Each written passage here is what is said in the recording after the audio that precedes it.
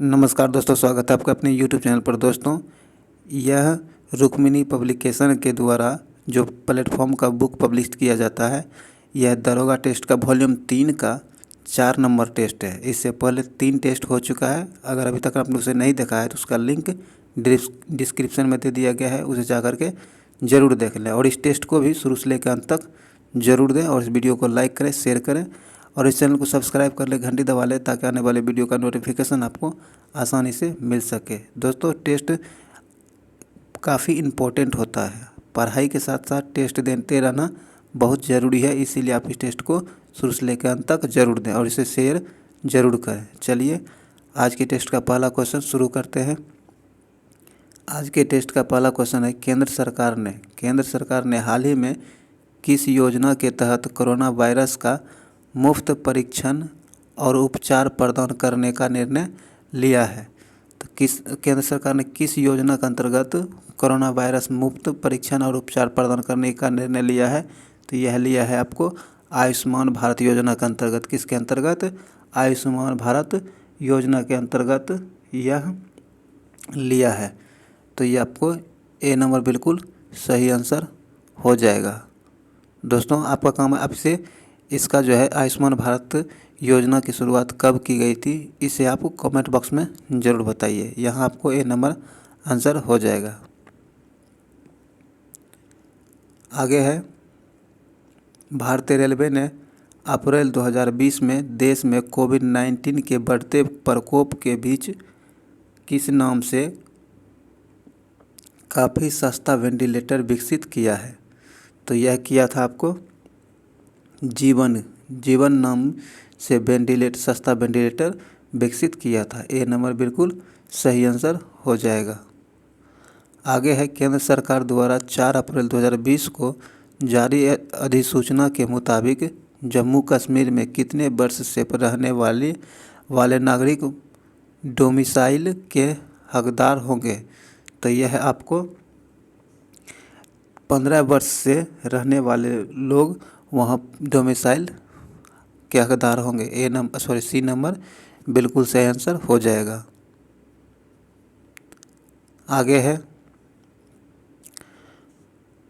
कि केंद्र सरकार के आदेशानुसार लॉकडाउन के चलते महिलाओं के जनधन खाते में 3 माह तक प्रति माह कितनी राशि मदद में दी जाएगी? तो यह दी जाएगी आपको प्रत्येक माह आपको जनधन खाते में 500 रुपया 3 माह तक उनके खाते में मदद स्वरूप दी जाएगी। डी नंबर बिल्कुल सही आंसर हो जाएगा, 500 रुपये। डी नंबर बिल्कुल सही आंसर हो जाएगा। आगे है, केंद्र सरकार ने 1 अप्रैल 2020 से कोविड-19 वैश्विक महामारी के मद्देनज़र मनरेगा मजदूर में औसतन कितने रुपये की वृद्धि की है? कोविड-19 को ध्यान में रखते हुए मनरेगा मजदूरों के मजदूरी औसतन में कितने रुपये की वृद्धि की है? तो यह की है आपको 20 रुपये की वृद्धि की है। कितने? 20 रुपये की वृद्धि की है केंद्र सरकार ने। बी नंबर बिल्कुल सही आंसर हो जाएगा। आगे है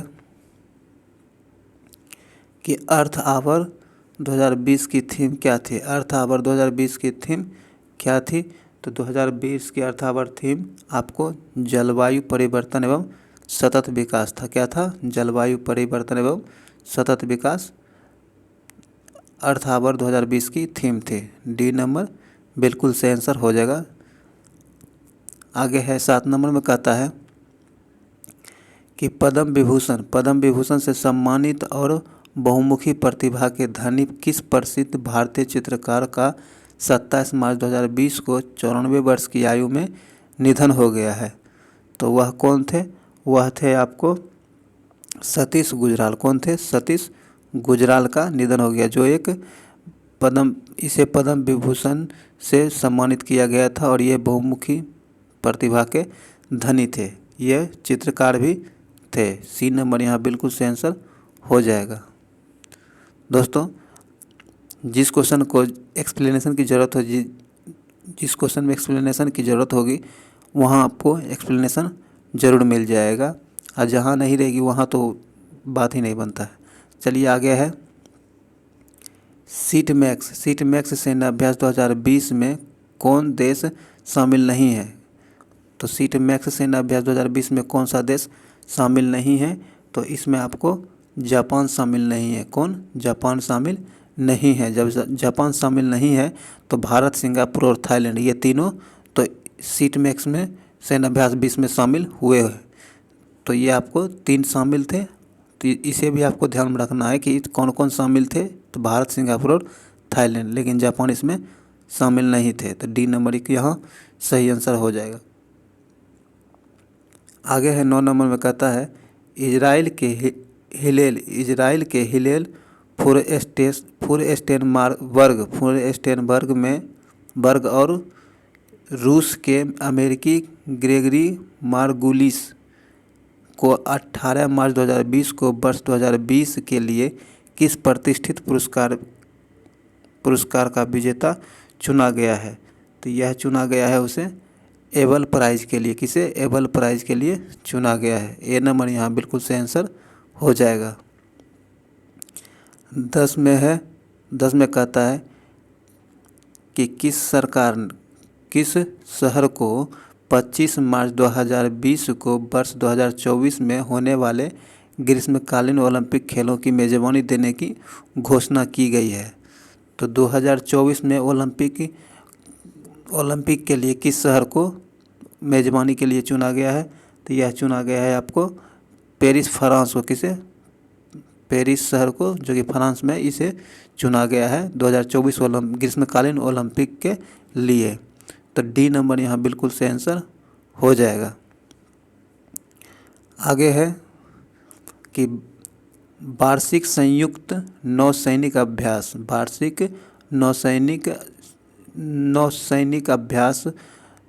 सहयोग केजिन क्या है? सहयोग केजिन में कौन से 2 देश भाग लेंगे? तो इसमें आपको जापान और भारत कौन लेंगे? जापान और भारत सहयोग केजिन सैन्य अभ्यास में भाग लेंगे। सी नंबर बिल्कुल सही आंसर हो जाएगा। ये ध्यान रखिएगा, ये नौसेना के बीच यह अभ्यास हुआ है, सहयोग केजिन। सी नंबर बिल्कुल सही आंसर हो जाएगा।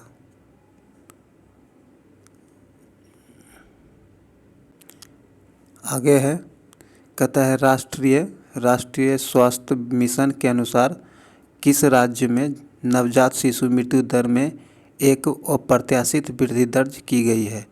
तो यह की गई है आपको मध्य प्रदेश में। कहाँ? मध्य प्रदेश में शिशु मृत्यु दर में अप्रत्याशित वृद्धि दर्ज की गई है मध्य प्रदेश में। ए नंबर बिल्कुल सही आंसर हो जाएगा। आगे है, किस देश के राष्ट्रपति के रूप में अशरफ गनी ने दूसरा कार्यकाल हासिल किया है? तो यह किया है आपको अफगानिस्तान। कहाँ के? अफगानिस्तान देश के राष्ट्रपति के रूप में अशरफ गनी ने दूसरा कार्यकाल हासिल किया है। डी नंबर बिल्कुल सही आंसर हो जाएगा। आगे है, राम मंदिर ट्रस्ट का अध्यक्ष निम्न में से किसे बनाया गया है? तो राम मंदिर ट्रस्ट का अध्यक्ष किसे बनाया गया है? तो यह बनाया गया है आपको महंत नृत्य गोपाल दास को। किसे? महंत नृत्य गोपाल दास को राम मंदिर ट्रस्ट का अध्यक्ष चुना गया है। सी नंबर बिल्कुल सही आंसर हो जाएगा। आगे है 15 में, कहता है अंडर 19 क्रिकेट विश्व कप 2020 में प्लेयर ऑफ द सीरीज किसे चुना गया है? तो यह चुना गया था आपको यशस्वी जायसवाल को। किसे? यशस्वी जायसवाल को अंडर 19 क्रिकेट विश्व कप 2020 के लिए प्लेयर ऑफ द सीरीज चुना गया था। बी नंबर बिल्कुल सही आंसर हो जाएगा। आगे है दोस्तों, आगे कहता है दक्षिण भारत का एक प्रमुख धार्मिक मठ पेजावर मठ निम्न में से किस राज्य में स्थित है? तो पेजावर मठ किस राज्य में स्थित है? तो यह आपको कर्नाटक में स्थित है। कहाँ स्थित है? कर्नाटक में स्थित है पेजावर मठ। डी नंबर यहाँ बिल्कुल सही आंसर हो जाएगा। आगे है, कहता है सेना दिवस 15 जनवरी तथा गणतंत्र दिवस 26 जनवरी 2020 की पहली महिला परेड सेनापति कौन है? तो ये आपको तानिया शेरगिल हैं। कौन है? तानिया शेरगिल हैं। ए नंबर बिल्कुल सही आंसर हो जाएगा। तानिया शेरगिल पहली महिला परेड सेनापति बनी है। ए नंबर बिल्कुल सही आंसर हो जाएगा। आगे है चिलियावाला युद्ध का संबंध निम्नलिखित में से किस रियासत से है? चिलियावाला युद्ध किस रियासत से है? तो यह है आपको, इसका संबंध आपको पंजाब से। कहाँ से? पंजाब से है। यह युद्ध आपको 13 जनवरी, कब? 13 जनवरी 1849 में। कहाँ? 1849 ईस्वी में अंग्रेज और सिखों के बीच हुआ था। किसके बीच? अंग्रेज और सिखों के बीच हुआ था। कौन? चिलियावाला युद्ध जो कि पंजाब में हुआ था। यह जो है 13 जनवरी 1849 को अंग्रेज और सिखों के बीच हुआ था। इतना आप याद रखेंगे। आइए आगे है 19 में कहता है कि भारत के किस शहर को यूनेस्को द्वारा विश्व धरोहर शहर का सर्टिफिकेट दिया गया है? तो यह दिया गया है आपको जयपुर को। किसे? जयपुर को यूनेस्को के द्वारा विश्व धरोहर सूची में शामिल किया गया और इसे सर्टिफिकेट प्रदान किया गया है जयपुर को। ए नंबर बिल्कुल सही आंसर हो जाएगा। आगे है कि निम्नलिखित में से किसने बाइबिल का जर्मनी भाषा में अनुवाद प्रस्तुत किया है? बाइबिल का जर्मनी भाषा में अनुवाद प्रस्तुत किसने किया है? तो यह किया है आपको मार्टिन लूथर। किसने किया? मार्टिन लूथर ने किया है।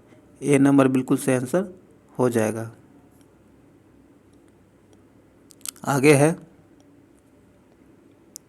आगे कहता है ब्रह्मोस सुपरसोनिक क्रूज मिसाइल से लैस सुखोई 30 MKI को निम्न में से किस एयर बेस में शामिल किया गया है? तो इसे आपको एयरबेस तंजावुर तमिलनाडु में शामिल किया गया है। डी नंबर बिल्कुल सही आंसर हो जाएगा।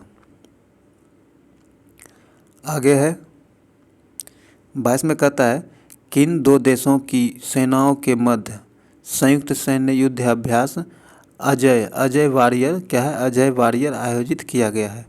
कहता है किन दो देशों के बीच मध्य सैन्य युद्धाभ्यास हुआ है जिसका नाम क्या है? अजय वारियर। यह किन दो देशों के बीच हुआ है? तो यह हुआ है आपको भारत और यूनाइटेड किंगडम के सेनाओं के बीच हुआ। इन दोनों भारत और यूनाइटेड किंगडम के सेनाओं के बीच यह युद्धाभ्यास हुआ है। क्या नाम है इसका? अजय वारियर। बी नंबर यहाँ बिल्कुल सही आंसर हो जाएगा। आगे है global climate risk index 2020। Global climate index 2020 में भारत को कौन सा स्थान प्राप्त हुआ है? तो इसमें भारत को इसमें 5वां स्थान हासिल हुआ। क्या हुआ? 5वां स्थान हासिल हुआ है। बी नंबर बिल्कुल सही आंसर हो जाएगा।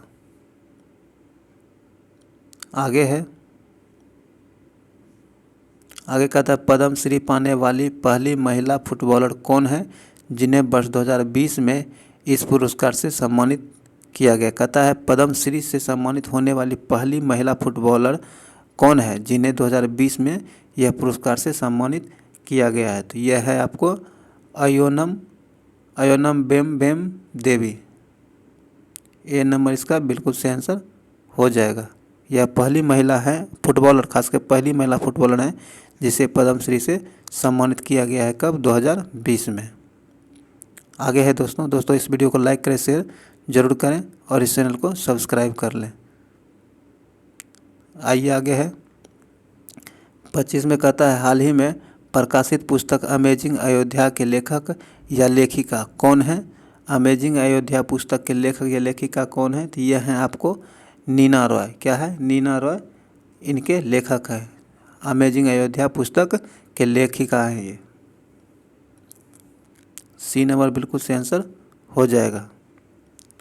आगे है निम्नलिखित नेताओं में से किसने क्रांतिकारी संगठन अभिनव भारत समाज की स्थापना की है?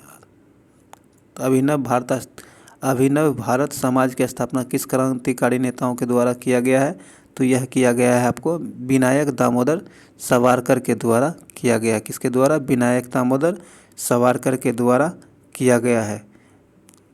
अभिनव भारत की स्थापना आपको विनायक दामोदर सावरकर के द्वारा 1904 में किया गया है। कब किया गया? 1904 ईस्वी में इसकी स्थापना की गई है। आप इसे याद रखिएगा। चलिए आगे है, मैकमोहन सीमा रेखा बनती है। मैकमोहन सीमा रेखा किन दो देशों के बीच बनती है? तो यह बनती है आपको भारत और चीन के बीच। किसके? भारत और चीन के बीच मैकमोहन रेखा बनती है। तो ए नंबर यहाँ बिल्कुल सही आंसर हो जाएगा। और यह मैकमोहन रेखा भारत और चीन के बीच कब खींचा गया था? तो यह आपको 1914 में खींचा गया था। कब खींचा गया था? 1914 ईस्वी में खींचा गया था। चलिए आगे बढ़ते हैं।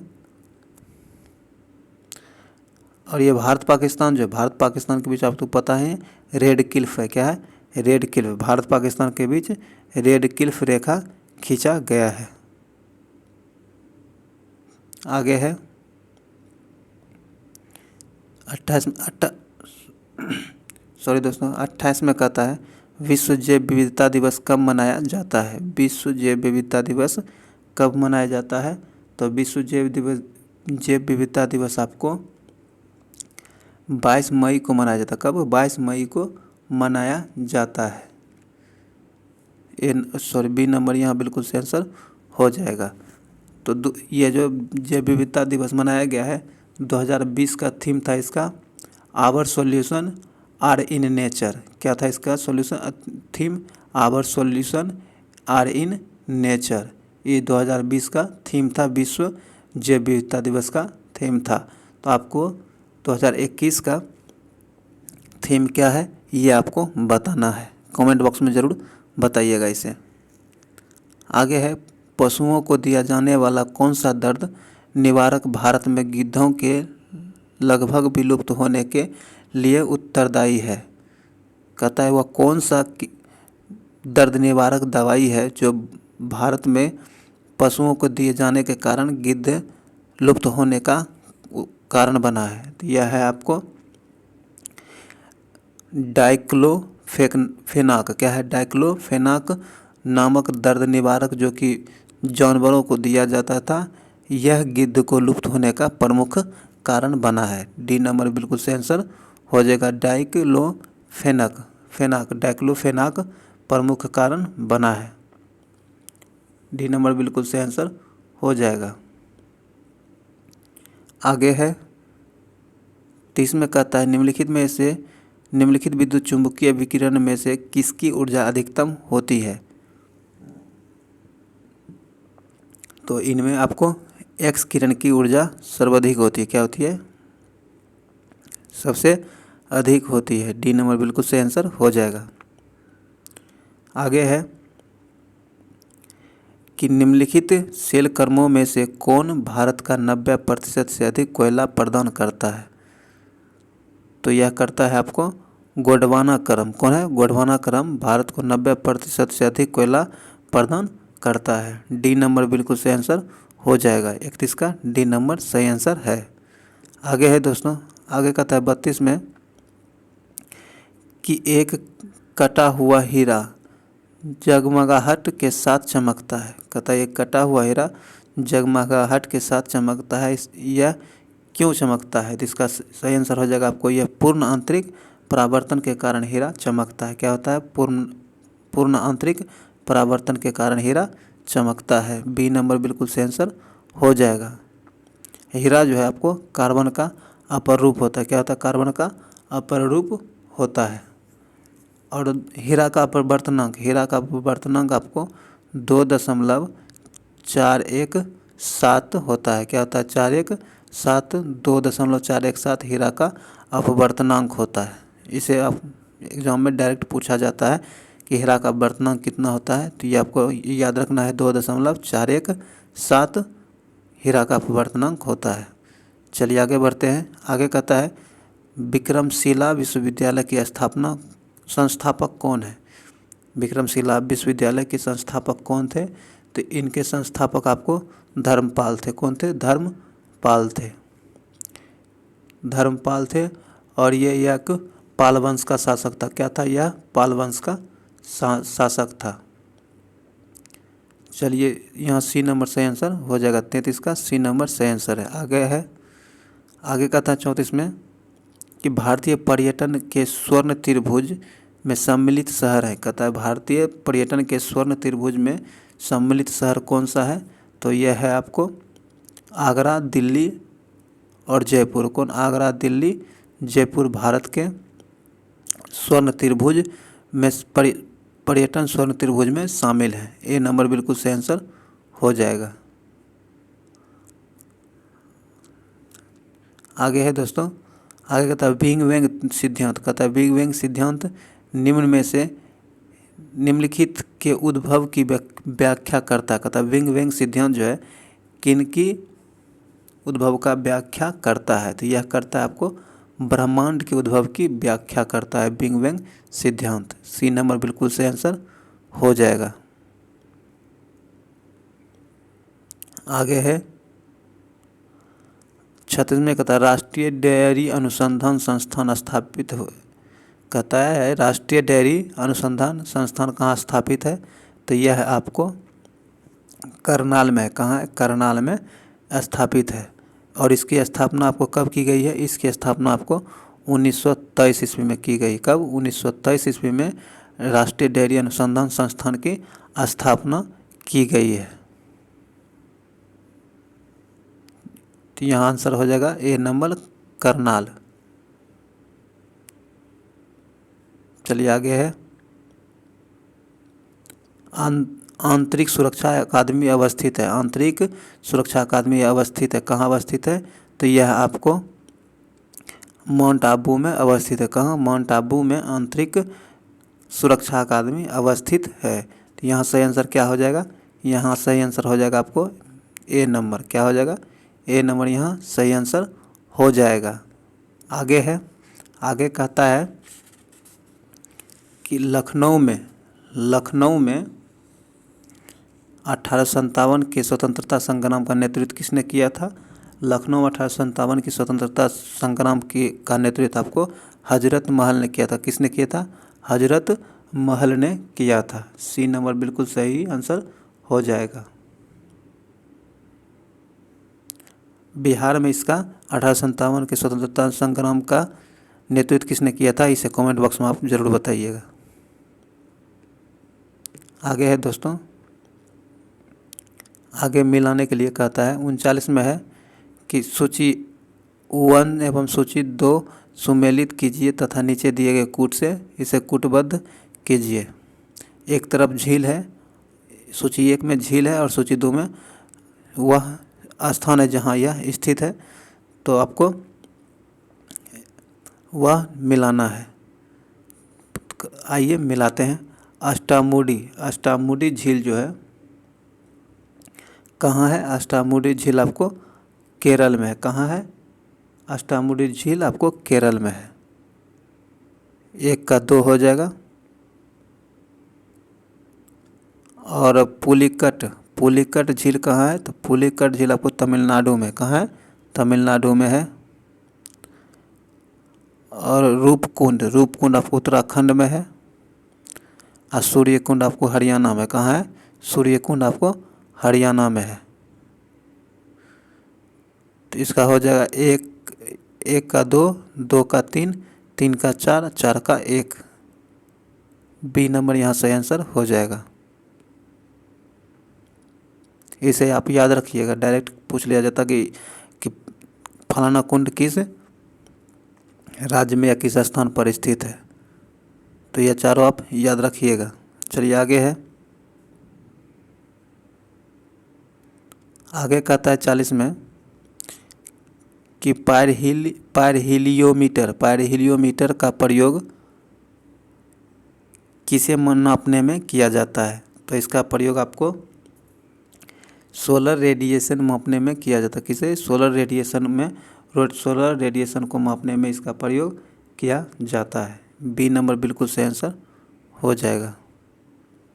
आगे है चंगेज खां का मूल नाम क्या था? चंगेज खान का मूल नाम क्या था? तो इनका मूल नाम आपको तेमुचीन था। क्या था? तेमुचीन इसका मूल नाम था। सी नंबर बिल्कुल सही आंसर हो जाएगा। चंगेज खान का जन्म आपको मंगोलिया में हुआ था। कहाँ हुआ था? चंगेज खान का जन्म मंगोलिया में हुआ था। सी नंबर यहाँ बिल्कुल सही आंसर हो जाएगा।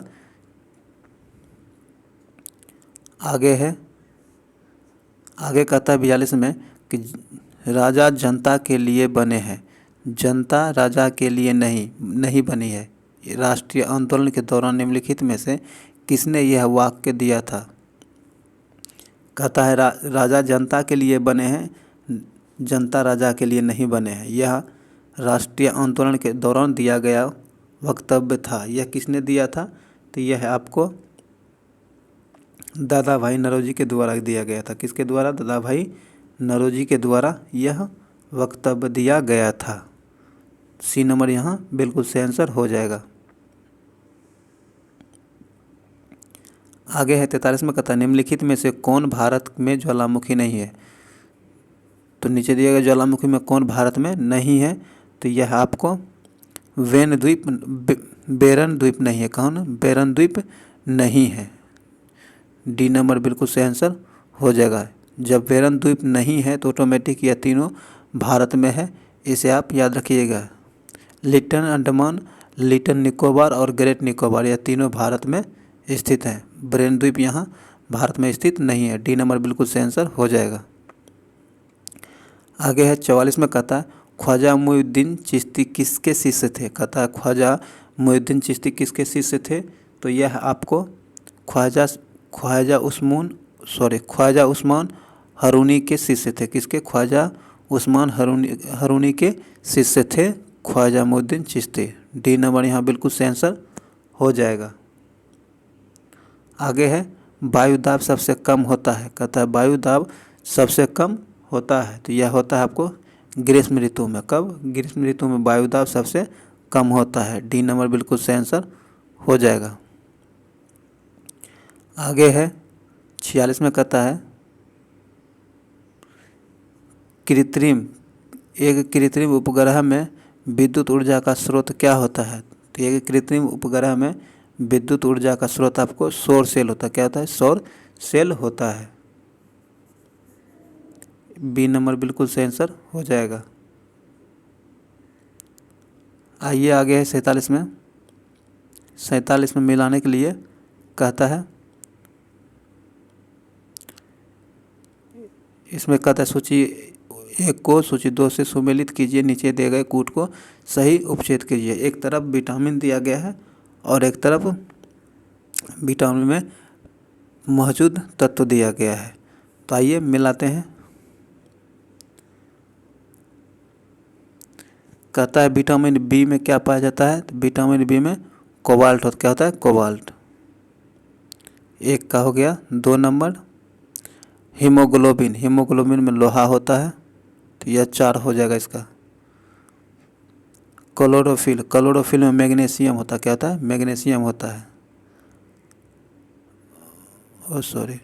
क्लोरोफिल में मैग्नीशियम होता है। और विटामिन में कैल्शियम होता है। क्या होता है? कैल्शियम होता है। तो इस प्रकार क्या हो जाएगा? 1 का 2, 2 का 4, 3 का 1, 1 का 2, 2 का 4, 3 का 1। ये आपको ए नंबर इसका सही आंसर हो जाएगा। आप इसे याद रखेंगे। चलिए आगे है। आगे कहता है दोस्तों, आगे 48 में फिरोज तुगलक द्वारा स्थापित दारुल उल साफा क्या था? कहता है फिरोज तुगलक द्वारा स्थापित दारुल उल साफा क्या था? तो यह आपको एक खैराती अस्पताल था। क्या था? यह एक आपको खैराती अस्पताल था। बी नंबर बिल्कुल सही आंसर हो जाएगा। फिरोज शाह तुगलक द्वारा स्थापित किया गया था। इसका नाम क्या था? दारुल उल साफा, जो एक खैराती अस्पताल था। बी नंबर बिल्कुल सही आंसर हो जाएगा। चलिए आगे है।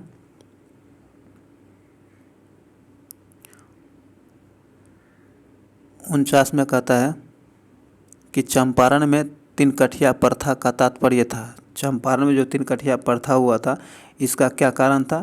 तो इसका कारण मतलब इसका क्या तात्पर्य था? इसका तात्पर्य था कि 3/20 भूभाग पर नील की खेती करना अनिवार्य कर दिया गया था अंग्रेजों के द्वारा। 3 कठिया प्रथा का तात्पर्य यही था कि आपकी जितनी भी भूमि है उसके 3 हिस्सा में आपको नील की खेती करना आवश्यक कर दिया गया था। ए नंबर बिल्कुल सही आंसर हो जाएगा। आगे है, निम्नलिखित नदियों में से किसका उद्गम भारत में नहीं है?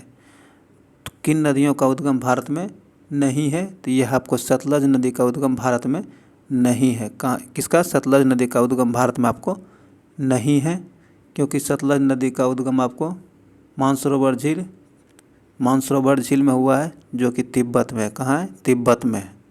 ए नंबर बिल्कुल सही आंसर यहाँ हो जाएगा। चलिए आगे है, 51 में कहता है प्रशीतन खाद्य परीक्षण में मदद करता है। प्रशीतन खाद्य जो है परिरक्षण में मदद करता है। तो यह करता है आपको जैव रासायनिक अभिक्रियाओं की दर कम करके। क्या करता है? जैव रासायनिक अभिक्रियाओं की दर को कम करके मदद करता है। बी नंबर बिल्कुल सही आंसर हो जाएगा। आगे है 52 में कहता है राम सेतु शुरू होता है। कहता है राम सेतु कहाँ शुरू होता है? तो यह आपको धनुषकोडी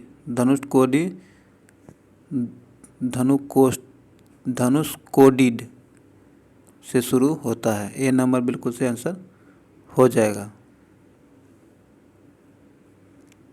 आगे है, निम्नलिखित में से कौन सा बौद्ध पवित्र स्थल निरंजना नदी पर स्थित है? कौन सा बौद्धिक पवित्र स्थल निरंजना नदी पर स्थित है? तो यह स्थित है आपको बोध गया। कौन है? बोध गया निरंजना नदी पर स्थित है, जिसे फल्गु नदी भी कहा जाता है। यह नंबर बिल्कुल सही आंसर हो जाएगा। आगे है, संसार का सर्वाधिक जनसंख्या वाला मरुस्थल है। कहता संसार का सर्वाधिक जनसंख्या वाला मरुस्थल कौन सा है? तो यह आपको थार है। क्या है? थार है। सी नंबर बिल्कुल सही आंसर हो जाएगा। अगर थार का क्षेत्रफल कहा जाए तो थार का क्षेत्रफल आपको 2,60,000 वर्ग किलोमीटर इसका क्षेत्रफल है। किसका? थार का। चलिए आगे है, आगे कहता है किस सदन के सदस्यों द्वारा बहुमत व विश्वास प्रस्ताव पास होने पर मंत्रिपरिषद को त्यागपत्र देना पड़ेगा? तो यह देना पड़ेगा आपको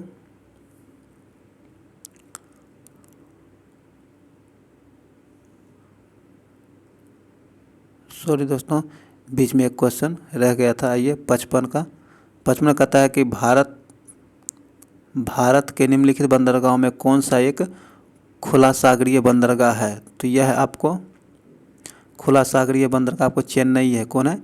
चेन्नई खुला सागरीय बंदरगाह है। सी नंबर बिल्कुल सही आंसर हो जाएगा, चेन्नई।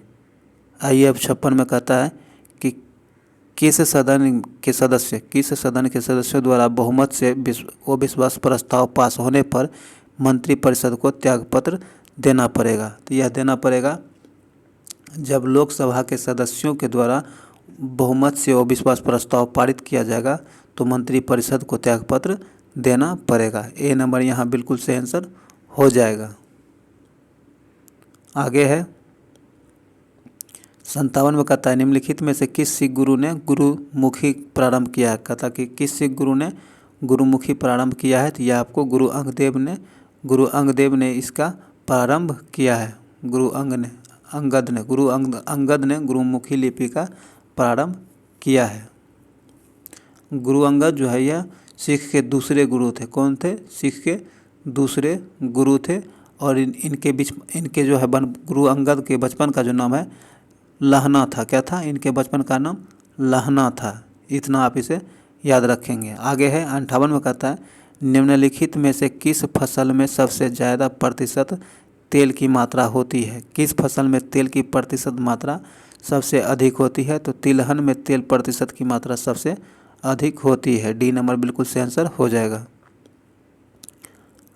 आगे है कि कोल बांध परियोजना का निर्माण भारत में निम्नलिखित में से किस नदी पर हुआ है। कोल बांध का निर्माण भारत में किस नदी पर हुआ है। तो यह आपको सतलज नदी पर हुआ। क्या हुआ है? सतलज नदी पर इसका निर्माण हुआ है। यह आपको 2000 ईस्वी में इसका निर्माण हुआ। किसने? 2000 ईस्वी में इसका निर्माण हुआ है। इसका शिलान्यास आपको अटल बिहारी वाजपेयी के द्वारा किया गया था। किसके द्वारा? अटल बिहारी वाजपेयी के द्वारा इसका शिलान्यास किया गया था। चलिए आगे है, आगे मिलाने के लिए कहता है 60 में कहता है सूची 1 को सूची 2 से सुमेलित कीजिए तथा नीचे दिए गए कोड से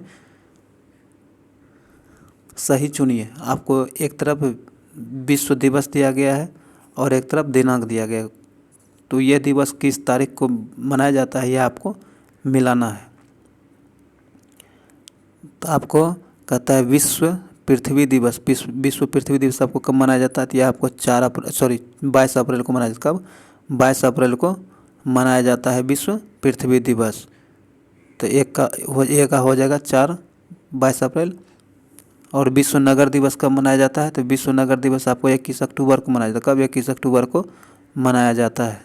और विश्व जनसंख्या दिवस आपको 11 जुलाई को मनाया जाता है। और विश्व जल दिवस यह आपको 22 मार्च को मनाया जाता है। तो 1 का 4, 2 का 3, 3 का 2 और 4 का 1, यह ए नंबर आपका बिल्कुल सही आंसर हो जाएगा। इसे आप याद कर लीजिएगा। आगे है 61 में कहता है दिल्ली के पुराना किला के वर्तमान स्वरूप का निर्माण निम्नलिखित में से किसने करवाया था। दिल्ली के पुराना किला के वर्तमान स्वरूप का निर्माण किसने करवाया था? तो यह आपको शेरशाह सूरी ने करवाया था। किसने करवाया था? शेरशाह सूरी ने करवाया था। ए नंबर बिल्कुल सही आंसर हो जाएगा। 61 नंबर का आपको 61 नंबर का ए नंबर बिल्कुल सही आंसर हो जाएगा, शेरशाह सूरी। आइए आगे है, आगे कहता है 62 में सर्वेंट्स ऑफ इंडिया सोसाइटी की स्थापना किसने की है। सर्वेंट्स ऑफ इंडिया सोसाइटी की स्थापना आपको जीके गोखले ने किया था। किसने? जीके गोखले ने किया था। सी नंबर बिल्कुल सही आंसर हो जाएगा। यह जीके गोखले के द्वारा आपको इसकी स्थापना 1905 ईस्वी में की गई थी। कब की गई थी? 1905 ईस्वी में सर्वेंट्स ऑफ सोसाइटी इंडिया की स्थापना की गई थी। कब? 1905 ईस्वी में जीके गोखले के द्वारा इसकी स्थापना की गई थी। सी नंबर बिल्कुल सही आंसर हो जाएगा। चलिए आगे है, आगे कहता 63 में कहता है निम्नलिखित राज्यों में से कौन सा राज्य बांग्लादेश से अपनी सीमा नहीं बनाता है। कौन सा राज्य बांग्लादेश के साथ सीमा नहीं बनाता है? तो नागालैंड जो है आपको बांग्लादेश के साथ सीमा नहीं बनाता है। बाकी असम, मेघालय, मिजोरम, यह तीनों बांग्लादेश के साथ सीमा साझा करता है। तो इसका सही आंसर क्या हो जाएगा? बी नंबर, नागालैंड बांग्लादेश के साथ सीमा साझा नहीं करता है। बांग्लादेश की सीमा जो है भारत के साथ 4096 किलोमीटर, कितना?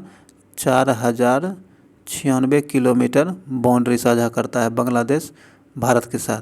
सबसे अधिक सीमा भारत का बांग्लादेश के साथ ही लगता है, 4096 किलोमीटर। यहाँ बी नंबर बिल्कुल सही आंसर हो जाएगा, नागालैंड। चलिए आगे है, आगे कहता है 64 में निम्नलिखित स्थानों में से कहाँ पर भागीरथी एवं अलकनंदा नदियाँ मिलती है। तो यह आपको देवप्रयाग में मिलता है। कहाँ मिलता है? देवप्रयाग में मिलता है। यहीं भागीरथी और अलकनंदा मिलकर गंगा बनती है। कहाँ के? देवप्रयाग में मिलती है। और यहीं से यहीं से इन धाराओं को गंगा कहा जाता है। ए नंबर बिल्कुल सही आंसर हो जाएगा। आगे है निम्नलिखित में से कौन प्रोटीन का विकृत नहीं करता है। कहता है कि कौन प्रोटीन का विकृत नहीं करता है, तो अवरक्त किरणें जो है प्रोटीन का विकृत नहीं करता है। बी नंबर बिल्कुल सही आंसर हो जाएगा। 65 का बी नंबर सही आंसर होगा। चलिए आगे है। आगे कहता है कि समताप मंडल में ओजोन के स्तर को प्राकृतिक रूप से विनियमित किया जाता है। कहता है समताप मंडल में ओजोन के स्तर को प्राकृतिक रूप से विनियमित किया जाता है, तो यह किया जाता है नाइट्रोजन डाइऑक्साइड द्वारा। किसके द्वारा? नाइट्रोजन डाइऑक्साइड के द्वारा किया जाता है। बी नंबर बिल्कुल सही आंसर हो जाएगा। आगे है नील दर्पण नाटक का नाटककार कौन था। नील दर्पण के नाटककार का नाटककार आपको दीनबंधु मित्र था। कौन था? दीनबंधु मित्र था। और यह नील दर्पण नाटक का रचना आपको 1987 में किया गया था। कब किया गया था? 1859 ईस्वी में किया गया था। कब किया गया था? 1859 ईस्वी में नील दर्पण नाटक का निर्माण किया गया था दीनबंधु मित्र के द्वारा। आगे है निम्नलिखित में से कौन एक कर्नाटक, केरल एवं तमिलनाडु राज्य के मिलन स्थल पर स्थित है। कहता है कि कौन कर्नाटक और केरल एवं तमिलनाडु राज्यों के मिलन स्थल पर स्थित है, तो यह आपको नीलगिरी पहाड़ी इन तीनों के मिलन स्थल पर स्थित है। डी नंबर यहाँ सही आंसर हो जाएगा। 69 में कहता है निम्नलिखित में कौन सा यौगिक मानव शरीर में संग्रहित नहीं होता है। कौन सा यौगिक मानव शरीर में संग्रहित नहीं होता है, तो ये अमीनो अम्ल मानव के शरीर में संग्रहित नहीं होता है। बी नंबर बिल्कुल सही आंसर हो जाएगा। मानव शरीर में आपको 20 प्रकार का अम्ल पाया जाता है। कितने प्रकार का अम्ल पाया जाता है? 20 प्रकार का अम्ल पाया जाता है, यह आप याद रखिएगा। चलिए आगे है। निम्नलिखित में से कौन सा ईंधन न्यूनतम पर्यावरण प्रदूषण उत्पन्न करता है। कहता है कौन सा ईंधन न्यूनतम पर्यावरण प्रदूषण उत्पन्न करता है, तो यह हाइड्रोजन ईंधन कम प्रदूषित करता है। ए नंबर बिल्कुल सही आंसर हो जाएगा। आगे है 71 में कहता है जहांगीर कालीन निम्नलिखित में से किस एक चित्रकार को नादिर उल उस की उपाधि प्रदान की गई है। तो यह प्रदान की गई है आपको मंसूर को। किसे? मंसूर को नादिर उल उस की उपाधि से सम्मानित किया गया है। मंसूर आपको जहांगीर काल के प्रसिद्ध चित्रकार में से एक थे। डी नंबर यहाँ बिल्कुल सही आंसर हो जाएगा। आगे है निम्नलिखित में से 72 में कहता है निम्नलिखित में से भारत की निम्नलिखित मिट्टियों में से कपास की खेती के लिए कौन सी सर्वाधिक उपयुक्त होती है। तो कपास की खेती के लिए सर्वाधिक उपयुक्त मिट्टी आपको रेंगुन मिट्टी है। कौन सी है? रेंगुन मिट्टी सर्वाधिक उपयुक्त है। ए नंबर बिल्कुल सही आंसर हो जाएगा। आगे है 73 में कहता है कि भारत के निम्नलिखित राज्यों में से किस एक में लिंगानुपात 2011 जनगणना के अनुसार राष्ट्रीय औसत से अधिक है। राष्ट्रीय औसत से अधिक लिंगानुपात 2011 के जनसंख्या के अनुसार किस राज्य में है, तो यह आप जो कि भारत के लिंगानुपात से ज़्यादा है, औसत से ज़्यादा है, तो यह है आपको झारखंड। कहाँ? झारखंड। देखिएगा औसत में ज़्यादा है, ये नहीं कि ज़्यादा है। ए नंबर बिल्कुल सही आंसर हो जाएगा।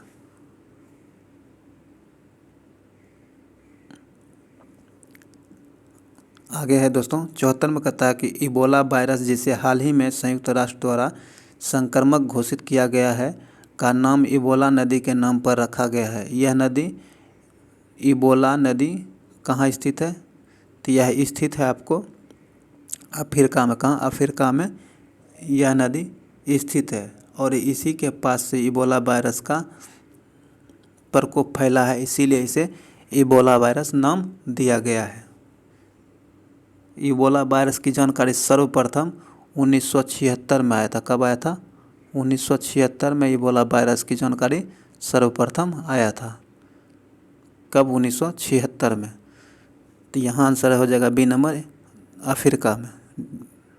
बी नंबर बिल्कुल सही आंसर हो जाएगा। चलिए आगे है 75 में कहता है शराब पर उत्पादन कर लगाया जाता है। शराब पर उत्पादन कर लगाया जाता है राज्य सरकार द्वारा। किसके द्वारा? राज्य सरकार द्वारा कर उत्पाद कर लगाया जाता है। बी नंबर बिल्कुल सही आंसर हो जाएगा। 76 में कहता है कार्बन की मात्रा अधिकतम होती है। कार्बन की अधिकतम मात्रा कहाँ होती है? तो यह ढलवा लोहा में कार्बन की मात्रा अधिकतम होती है। ढलवा लोहा में कार्बन की मात्रा आपको 95% होता है। कितना? 95% ढलवा लोहा में कार्बन की मात्रा होती है। ए नंबर बिल्कुल सही आंसर हो जाएगा। आगे है बीएमडी परीक्षण किया जाता है। कहता है बीएमडी परीक्षण जो है यह किया जाता है। तो यह किया जाता है आपको अस्थिर रंध्रता हेतु। किसके लिए? अस्थिर रंध्रता हेतु बीएमडी परीक्षण किया जाता है। बी नंबर बिल्कुल सही आंसर हो जाएगा। बीएमडी का फुल फॉर्म है बोन मिनरल डेंसिटी। क्या है? बोन मिनरल डेंसिटी बीएमडी का फुल फॉर्म है। चलिए आगे है, आगे आपको मैथ का क्वेश्चन है। इसका आंसर आप ले लीजिए और इसे आप बनाइए। देखिए हम छोड़ रहे हैं, आप इसे बिल्कुल मत छोड़िएगा, क्योंकि 5 से 5 क्वेश्चन आपको मैथ से पूछा जाता है, 2-4-5 क्वेश्चन फिर रीजनिंग से पूछा जाता है एग्जाम में। तो आप इसे बिल्कुल ना छोड़िएगा। हम लोग चैनल पर एग्ज़ाम से 15 दिन पहले मैथ करेंगे, जो कि ज़्यादा हार्ड नहीं पूछता, तो आपको आराम से हो जाएगा। लेकिन आप इसे बिल्कुल मिस ना करेंगे, इसे बनाएंगे ज़रूर, छोड़िएगा बिल्कुल नहीं। तो 78 का आंसर हो जाएगा सी नंबर आपको, और 79 का आंसर हो जाएगा भी आपको सी नंबर। 80 में भी 80 का आंसर आपको हो जाएगा ए नंबर।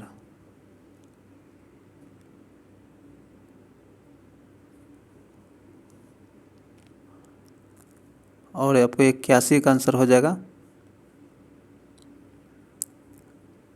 B number. 82 का बी नंबर।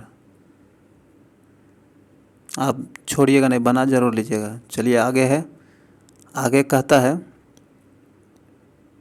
83 में कहता है क्या कि सेवा कर के संदर्भ में निम्नलिखित कथनों पर विचार कीजिए। सेवा कर में निम्नलिखित कथनों पर विचार कीजिए। और कहता उपयुक्त दिए गए कथन, कौन सा कथन सही है? सही विकल्प नीचे दिए गए कूट को चुनिए। कहता 3 कथन दिए गए, 3 में से कौन सही है? आपको सही में सही चुनना है। कहता है पहला में दिया गया यह प्रत्यक्ष कर है। कहता है कि सेवा कर जो है एक प्रत्यक्ष कर है, यह गलत है। हमको सही चुनना है, लेकिन यह 1 नंबर का कथन गलत है। कहता है यह वो प्रत्यक्ष कर है। जब प्रत्यक्ष कर नहीं है तो प्रत्यक्ष कर तो है ही, तो 2 नंबर बिल्कुल सही हो जाएगा। कहता है यह 1994-95 की अवधि में लागू किया गया था, यह भी सही है। 2 और 3 सही है, तो इसका सही आंसर हो जाएगा बी नंबर। 83 का बी नंबर बिल्कुल सही आंसर हो जाएगा। आगे है, आगे कहता है 84 में कहता है रिजर्व बैंक गवर्नर के अनुसार निम्नलिखित कारकों में से कौन रुपये के विनिमय मूल्य को निर्धारित करता है? तो यह करता है मुद्रास्फीति दर करता है, यह सही है। उच्च राजकोषीय घाटा, यह भी है। ऊंची कच्चे तेल का कीमत, यह भी है। इसका सही आंसर हो जाएगा ए नंबर। उपयुक्त में से तीनों कारक सही है, ए नंबर बिल्कुल सही आंसर हो जाएगा।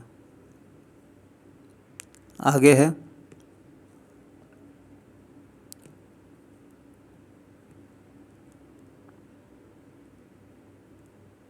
पचासी में कहता है कि उंगलियों के निशाने के बहुरंगीय सतह पर उभारने के हेतु निम्न में से किसका प्रयोग किया जाता है? तो यह किया जाता है आपको फ्लोरोसेंट पाउडर का। किसे? फ्लोरोसेंट पाउडर का प्रयोग किया जाता है। डी नंबर बिल्कुल सही आंसर हो जाएगा। आगे है 86 में कहता कच्छ की खाड़ी में स्थित कांडला कच्छ की खाड़ी में स्थित कांडला निम्न में से किसके लिए प्रसिद्ध है। कहता है कांडला जो कच्छ की खाड़ी में स्थित है यह किसके लिए प्रसिद्ध है, तो यह आपको निर्यात प्रसंस्करण क्षेत्र के लिए प्रसिद्ध है। सी नंबर बिल्कुल सही आंसर हो जाएगा। आगे है 87 में कहता है कि भारत का औद्योगिक वित्त निगम किस रूप में कार्य करता है। भारत का औद्योगिक वित्त निगम किस रूप में कार्य करता है, तो यह आपको एक विकास बैंक के रूप में कार्य करता है। बी नंबर बिल्कुल सही आंसर हो जाएगा। आगे है निम्नलिखित में से विद्युत का सबसे अच्छा चालक कौन होता है, तो विद्युत का सबसे अच्छा चालक आपको चांदी होता है। क्या होता है, चांदी विद्युत का सबसे अच्छा चालक होता है। तो सी नंबर बिल्कुल सही आंसर हो जाएगा। आगे है 89 में कहता है कि डैश एक ऐसा सवाल है जो प्रश्नकाल में पूछा जाता है जब सदस्य को सदन में मौखिक उत्तर की आवश्यकता होती है और इसके परिणाम स्वरूप जिस पर पूरक प्रश्न पूछे जा सकते हैं। तो यह है आपको तारांकिक प्रश्न। क्या है, तारांकिक प्रश्न। ए नंबर बिल्कुल सही आंसर हो जाएगा। आगे है 90 में कहता है कि संसद और राज्य विधानमंडलों के चुनाव के संबंध में चुनाव याचिका डैश के सामने दायर की जाती है। तो यह दायर की जाती है आपको निर्वाचन आयोग के सामने। किसके सामने, निर्वाचन आयोग के सामने दायर की जाती है। ए नंबर बिल्कुल सही आंसर हो जाएगा। आगे कहता है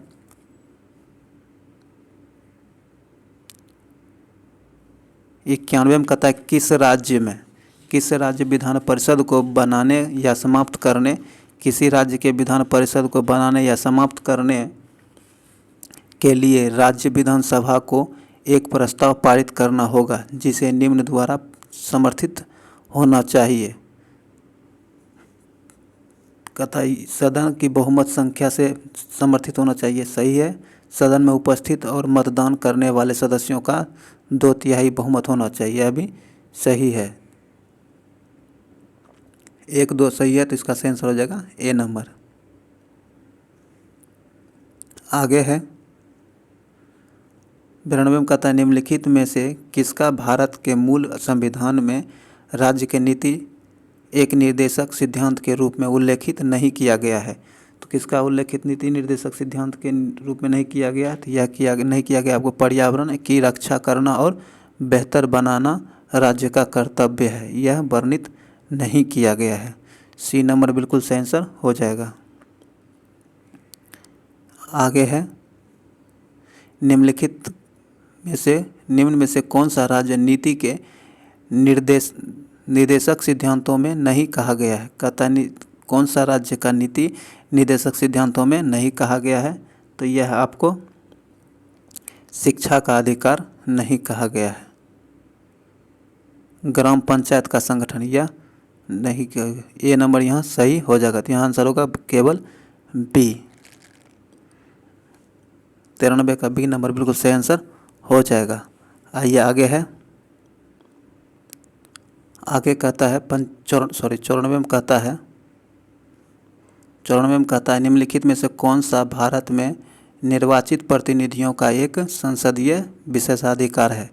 निर्वाचित प्रतिनिधियों का एक संसदीय विशेषाधिकार इनमें से कौन है, तो आइए देखते हैं। कहता है संसद में बोलने की स्वतंत्रता। यह अधिकार तो है ही है उसको। संसद सदस्यों को सिविल मामलों से पूर्ण मुक्ति प्रदान किया गया। यह गलत है। जब सदन चालू है तो एक गवाह के रूप में भाग लेने से छूट। यह भी सही है। तो 1 और 3 सही है, तो इसका सही आंसर क्या हो जाएगा, डी नंबर। 1 और 3 सही है, डी नंबर बिल्कुल सही आंसर हो जाएगा 94 का। आइए 95 में कहता है कि संविधान का वो कौन सा एकमात्र हिस्सा है जिसे पूरी तरह से हटा दिया गया है। कहता है संविधान का वो कौन सा हिस्सा है जिसे पूरी तरह हटा दिया गया है, तो यह आपको भाग 7 है जिसे पूर्ण रूप से हटा दिया गया है। सी नंबर बिल्कुल सही आंसर हो जाएगा।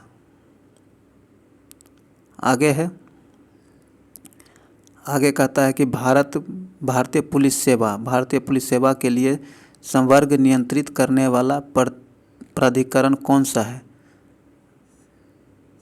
है। तो यह आपको इसका सही आंसर हो जाएगा आपको मानव संसाधन विकास मंत्रालय नहीं है।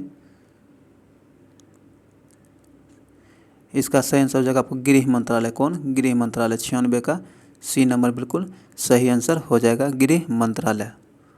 97 में कहता है कि उपभोक्ता आंदोलन के प्रवर्तक माने जाते हैं। आंदोलन के प्रवर्तक माने जाते हैं कौन माने जाते हैं। तो ये आपको राल्फ नादर माने जाते हैं। कौन राल्फ नादर उपभोक्ता आंदोलन के प्रवर्तक माने जाते हैं। सी नंबर बिल्कुल सही आंसर हो जाएगा। 98 में कहता है थोक मूल्य सूचकांक का आधार वर्ष क्या है। थोक मूल्य सूचकांक का आधार वर्ष आपको 2011-12 है। क्या है 2011-12 थोक मूल्य सूचकांक का आधार वर्ष है। बी नंबर बिल्कुल सही आंसर हो जाएगा। 99 में कहता है कि बिहार के किस क्षेत्र में बाढ़ का प्रकोप अधिक होता है। बिहार के किस क्षेत्र में बाढ़ का प्रकोप अधिक होता है। तो बिहार के उत्तरी बिहार में बाढ़ का प्रकोप काफ़ी अधिक होता है। ए नंबर बिल्कुल सही आंसर हो जाएगा। आगे है और आज के लास्ट क्वेश्चन है। दोस्तों ये वीडियो को लाइक करें, शेयर करें और चैनल को सब्सक्राइब जरूर कर लें। आप इसे लाइक करें और शेयर तो बिल्कुल करें, क्योंकि जितना शेयर करिएगा उतना चैनल को सपोर्ट मिलेगा। चलिए आइए आज के क्वेश्चन का लास्ट क्वेश्चन है। कहता वैश्वीकरण के तहत वैश्वीकरण के कितने वाहक हैं। कहता वैश्वीकरण के कितने वाहक हैं। तो वैश्वीकरण के आपको 3 वाहक हैं। कितने 3 वाहक हैं। सी नंबर इसका बिल्कुल सही आंसर हो जाएगा। दोस्तों यह वीडियो अगर आपको अच्छा लगे तो लाइक करें, शेयर जरूर करें और चैनल को सब्सक्राइब कर घंटी दबा लें ताकि आने वाले वीडियो का नोटिफिकेशन आपको आसानी से मिल सके। चलिए मिलते हैं अगले वीडियो में। जय हिंद।